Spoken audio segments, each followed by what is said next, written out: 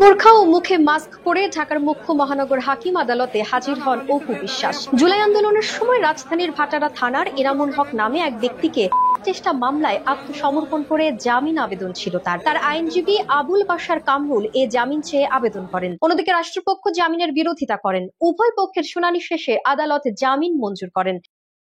বিগত 2/6/2025 তিনি মহামান্য হাইকোর্ট বিভাগ থেকে অ্যান্টিসিপেটরি বেইল নেন। পরবর্তীতে 6 সপ্তাহের শেষে আজকে নির্ধারিত সময়ের মধ্যেই আজকে 41তম দিনে আমরা বিজ্ঞ আদালতে স্বেচ্ছায় আত্মসমর্পণ জামিন চেয়েছি। আদালত সেখানে আমাদের উভয় পক্ষের বক্তব্য শুনেছেন। প্রসিকিউশনও সেখানে উপস্থিত ছিলেন। তারা তাদের পক্ষে কথা বলেছেন। আমরা আমাদের আসামির পক্ষে আমাদের যে ডিফেন্সগুলো রয়েছে সেগুলো নিয়ে আমরা কথা বলেছি।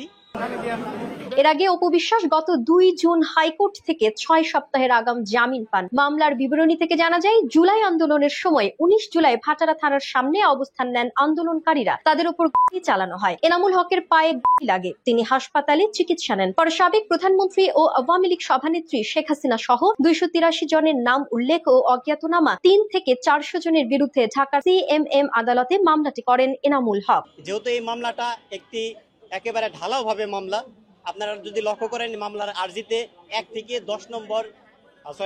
9 নম্বর এজাহারকারী বা আসামি যারা রয়েছেন তাদের নির্দেশে মূলত 10 থেকে 283 নম্বর আসামি যারা আছেন তারা বাদীকে আহত করেন।